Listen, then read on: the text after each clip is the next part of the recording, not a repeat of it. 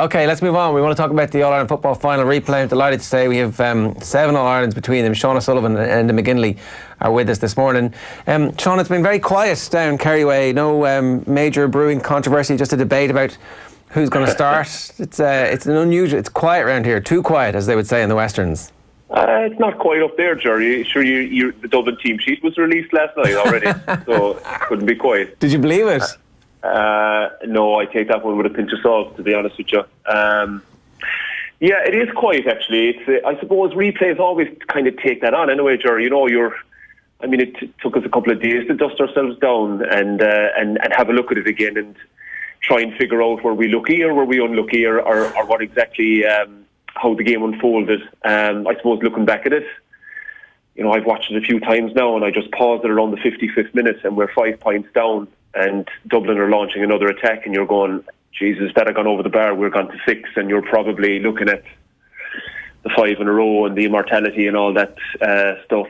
But football's funny, sport is funny, as Stephen will tell you there, and Shane Ryan bats the ball out and we're down the field. David Moran plays a 60-40 ball, will I call it, to Tommy Walsh, which he comes away with. I'm sure Davy Byrne will probably be having nightmares over that one still. And we get the goal, and from there on in, we're the better team. But, yeah, it is quiet. The demand down here for tickets is pretty good again. I know the time of the game and all that, Kerry people aren't happy with. That's probably the only bit of controversy that we're throwing out this week, Ger. We seem to be happy enough with the rest this time, a Cork man. And I suppose, look, we go again. A friend said to me the other day, we were having a chat about it, and in a weird kind of way, we were a little bit more confident going into the first game because maybe that surprise element we were going to bring in terms of how we were going to approach Dublin, you know, in terms of who was picking up who, how we were going to go after Cluxton's kick out. All that type of stuff now is not a surprise to Jim Gavin and co anymore. So in a weird way, we probably had, you know, I suppose we had a little bit more to go on going into the first game, but that's not to say we can't do all that again and more for the replay. And it is a curious thing about replays in that everybody can interpret what happened the first day whatever way they want, because we don't have an ultimate result to go, well, I mean, you know, ultimately it was wrong because that decision didn't lead to the winning or losing of the game. So how do you characterise what we've learned from the first game and how much of it can actually be taken forward to the next day? Yeah, look, having been involved in a good few replays myself, and Indel tell you the same there, the week or the 2 weeks intervening, you're basically just trying to recap and go over what you did well, Ger. And I mean, like, that's the first starting point. I mean, you have to go back and do what you did well because it worked for you, especially in Kerry's case, the aforementioned kick-out approach and the matchups. So, look, you're going to try and perfect those again on the training ground or in your video sessions or whatever. Yeah. But of course, then you're looking at the things that didn't go right. And there was quite a bit for Kerry, particularly up front, where we seemed to leave our shooting boots at home. But that's just a confidence thing that the lads will have put, you know, they'll have put that to bed early last week and they'll be ready to go again. Yeah. And look, from your sorry, go on, yeah. Yeah, I just wanted to bring Enda in on that because in terms of what's transferable from the first day to the second day, some of the matchups might be, but then these games do, as All-Ireland finals, take on a character of themselves. They do, and while I was never in an All-Ireland final replay, thankfully, because it must be a horrible feeling for a player. It was under lots of replays, particularly with Mickey Hart, and his attitude was always the same with replays, that the first game has practically no bearing on the second game, and he would have hammered that into us. So it was a completely new game, completely fresh start, and if you got caught up, you were trying to read stuff into things that just may or may not happen the next day, and that was distracting you from simply getting on and having to produce another big performance, trying to look at your own areas where your game can improve and look at the weaknesses that they might have found and try and improve them. But very much that the first game is parked and the second game starts afresh.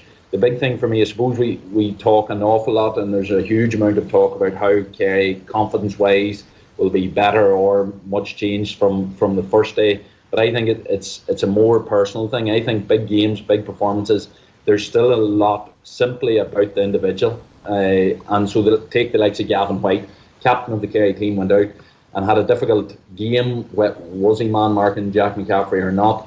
How does he respond personally? So when he's at home in his own house, looking forward to another big game in 2 weeks' time, is he going to be starting?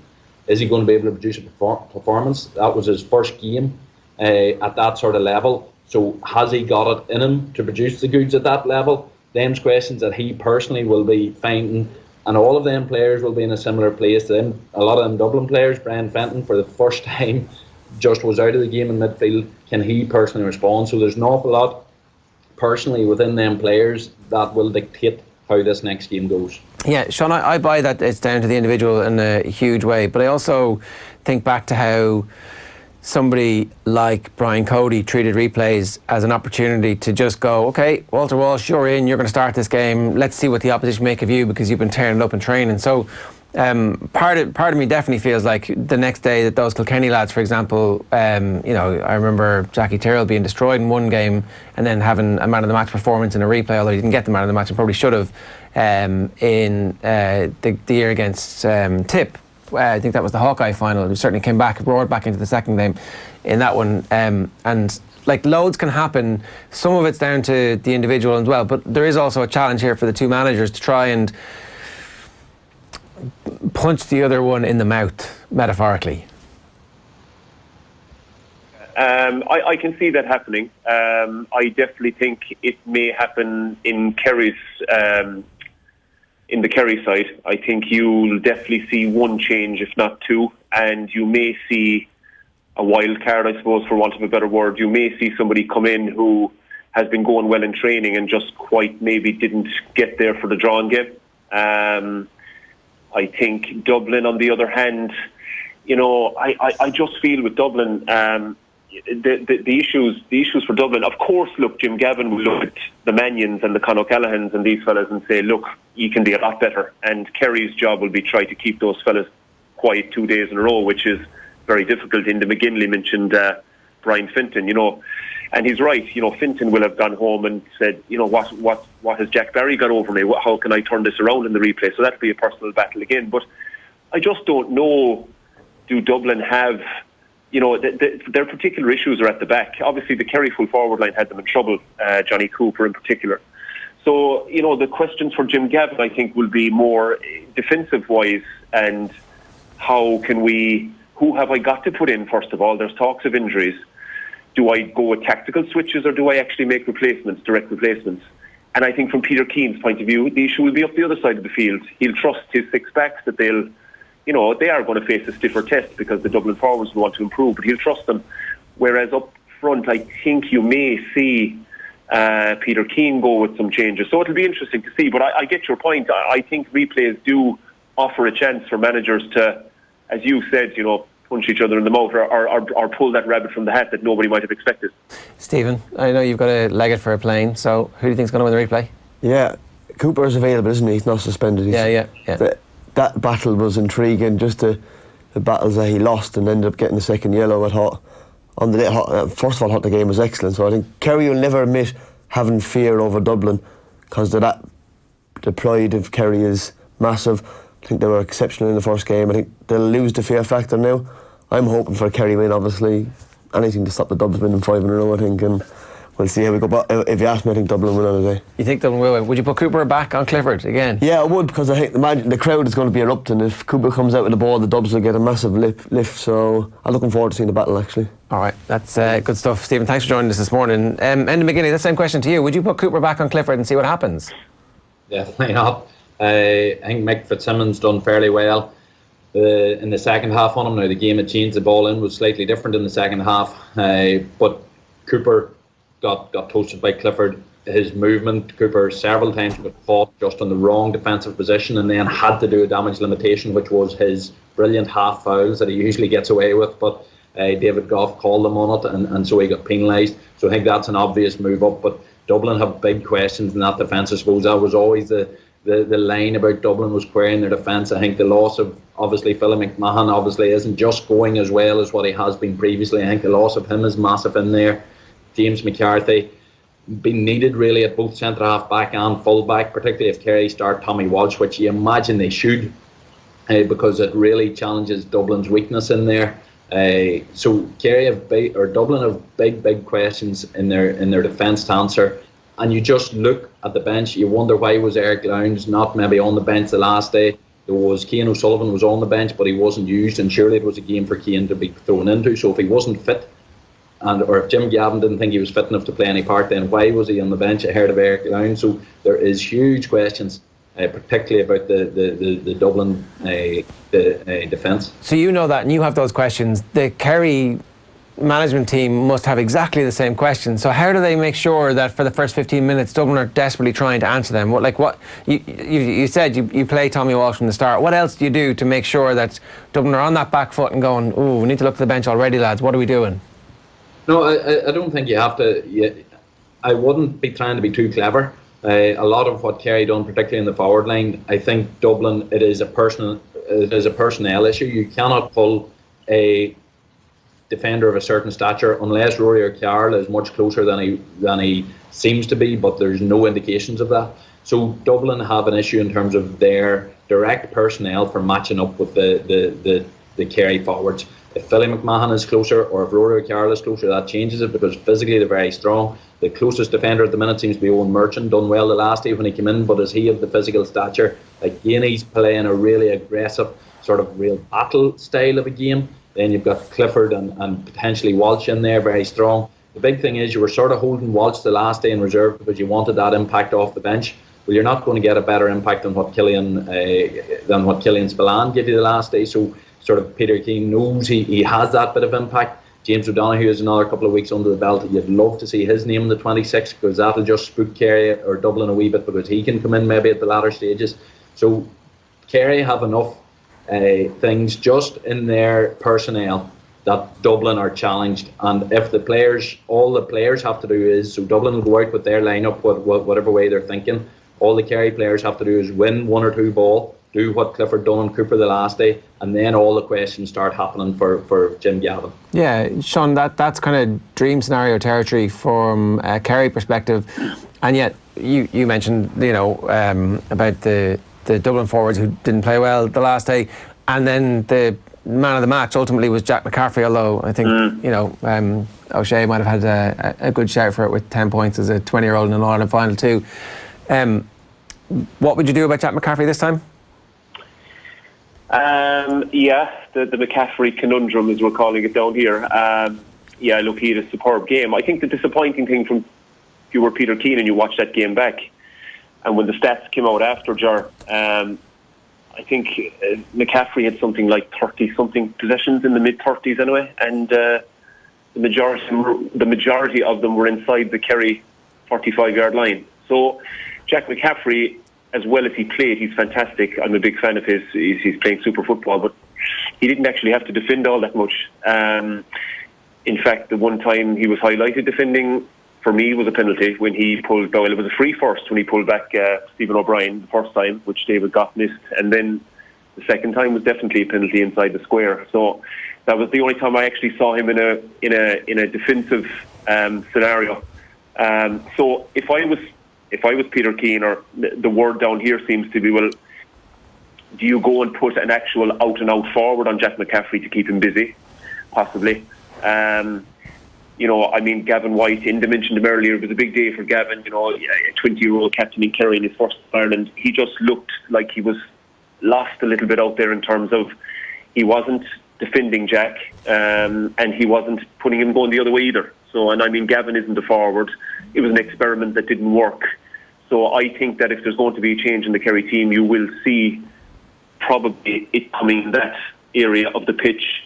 You see, you have to take into account too that McCaffrey plays a huge part in the Dublin kick-ups. If you go back to the Dublin goal, which McCaffrey scored, Cluxton likes that ball out to that zone, for instance, where McCaffrey is, Brian Howard, Fenton, or whoever comes over there, tries to win the aerial battle, and McCaffrey takes off. I have a theory that if Kerry are looking to maybe disrupt that little bit and take that opportunity away from Cluxton and away from McCaffrey, keep the ball away from his side of the field, they may actually go with a big guy who's good over his head and mobile on the ground. So maybe a Jack Sherwood, even a Diarmuid O'Connor from the Gale, who hasn't seen much championship action. He's a guy that could be a rabbit from the hat, as we spoke about earlier. He's very good over his head, and he would just maybe, if Cluxton's looking up, and he wants to pop a ball out there to Howard to get McCaffrey into the next phase of play, if you get me. Yeah. He may be forced away from it because he'll have Adrian Spillane over on one side of the field. He'll have Moore and Barry in the middle, and he'll have Finn, another big guy, over the other side, and he's going, geez, I don't fancy putting it out there either. It's just a theory. So, but I definitely think that, you know, if there's one area that there will be a change in the Kerry starting lineup, I think, you know, will he back Gavin White to go and redeem himself? I just don't see it happening. I just feel that they'll go with someone else there. And in terms of Tommy Walsh, as Enda mentioned, as much as I'd like to see Tommy start and really put the cat amongst the pigeons with the Dublin full back line, I just think they'll hold him in reserve too. In fact, if anyone was to start, possibly maybe Killian Spillane might get the nod ahead of Tommy, but that's just my opinion. Okay, that is interesting. And there was some talk about maybe doing the Peter Canavan trick of putting him on, taking him off, putting him back on again. Is that a possibility at all? Yeah, Tyrone had that down to a T, though. You can ask Enda about that. I'm not sure if Tommy would have the same impact as Peter Canavan would have had. I don't see that. I don't see it happening. I think if Tommy's in, he's in. But I just feel that, you know, sometimes you get kind of, you get this reputation as being a good impact sub, and I think the worry that the Kerry management might have is, and look, they might be thinking completely differently. They might decide Tommy, throw him in, but what if they start Tommy and it doesn't go well, and they're hauling him off instead of bringing him on after 50 minutes, they're hauling him off. Maybe he would have caused damage in that 50 minutes and left it all out there, and we could be up by 3 or 4 points, and then he comes off maybe. But what I'm saying is, if it doesn't go well for him and he's coming off, is that then a detrimental effect on the whole thing? You know? Yeah, no, totally. That is the poker hand they're playing. Yeah. And it is, there's two things that strike me from the semi-final, or from the first game. The fact that Dublin were quite far up when it was 15-15 is something that they'll definitely point to. Now, they were quite far ahead when it was 15-15, but Kerry had missed a lot of chances. So it's hard to say that they were the dominant team because they were 5 points up. Kerry, I don't know if Kerry had already missed the penalty by that point. They had, of course. So they'd already missed the penalty, and they'd missed a couple of goal chances that James McCarthy cleared off the line. They'd kicked a load of wides. Like, 15-15 doesn't automatically mean that the Dubs are going to coast home here. No, absolutely. Like, and I turned to, I was watching with my wife, but that's the classic Dublin script at the minute that we've seen game on game, and that they are at least 50-50 with their opponent, or maybe even their opponent is going super well, putting in a massive effort and creating lots of chances, not really taking them, and Dublin just being super efficient up at the other end, and the game feels really even. In fact, you'd be really saying the opponents are doing really, really well. You look at the scoreboard and Dublin's 4 or 5 points up, and that's just how Dublin play the game. They do give teams chances. We've seen that all through all the other games. Teams get chances against Dublin. The difference with Kerry is you expected them to take them chances. And I think Dublin will know that they would expect Kerry to take them chances in the second game. So absolutely, it didn't feel like a 5 point game when they were 5 points up, yet they still were. But that's what Dublin do. If them Kerry forwards, and we're expecting them to, we're expecting Clifford to be a bit more efficient in front of the post than he was. If they start to hit more points, and Dublin haven't got the matchups or haven't got the ability to put out them fires, then that's why I suppose I was one of them that definitely strongly favoured Dublin before the first game, but haven't seen that. The questions are there, and it is in that Dublin defence. So I would agree, 15-15 doesn't particularly worry me. We all know 14 against 15 is tough. I think the big thing the 15-15 changed, and when it went to 14 against 15, you didn't see Dublin really able to open up their athletic tanks and put Kerry on the back foot in the second half the way they usually do to most teams. That even when teams are getting close, final 10, 15, 20 minutes, the Dublin Express train just churns into motion. I think Dublin had to expend that much effort on 14, keeping with the Kerry 15. But coming into the game, why I favoured Dublin, I think Dublin's athleticism and conditioning, because they're 4 or 5 years further down the tracks than Kerry, I think that's going to be at a higher level. I expected that to count. When it went to 14 men, it couldn't, and so the game remained really, really even. If it remains 15-15, I think the advantage is still with Dublin. Okay, so you're making Dublin slight favourites in a much closer game maybe than the last time? Yeah, in a much closer game with huge opportunity. I see Kerry, they done a good job on the Dublin kick-out. Dublin went long and got some brilliant fetches, but I think Kerry can work on that too. And if they know that Dublin are primarily going long because what they've done on the kick out worked and cut out the shorts, then they can focus attention on trying to prevent some of them clean catches that Dublin got away with. So Dublin by a couple of points is what I'm hearing. Is that right? Yeah. Yeah. All right. And what's the view of our Kerry jury in terms of prediction here, Sean?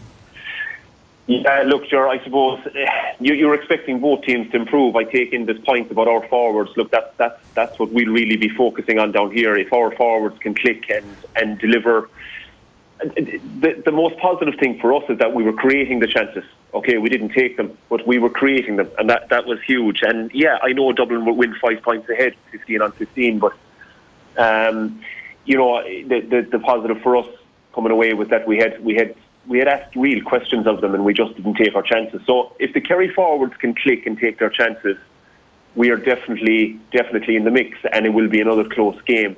However, I just think that Dublin will probably learn a lot more from the replay. I think they have probably that little bit more to improve on than us, and I take in this point, I couldn't agree more. I just don't think Dublin opened up the legs at all the last day. Of course, they weren't able to with the 14, but I think that they'll certainly be looking to puff out their chests and go for it the next day and right a few wrongs. And I think they'll just probably have enough to get over the line. But again, in a close affair, I would say nothing more than maybe 2-3 points. All right, I'm looking forward to it, lads. Thanks a million for joining us this morning. Cheers. Thanks, Ger.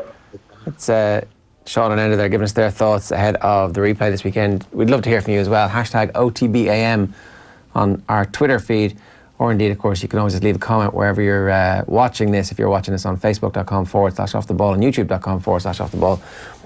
But the best place to get us these days is on the Go Loud app, which is where we have our brand new sports radio station, OTB Sports Radio. Or indeed, you can get an Alexa. You just tell your Alexa to open OTB Sports Radio on TuneIn, and lo and behold, non-stop sports, top quality sports content from Off the Ball in your earbuds all day long.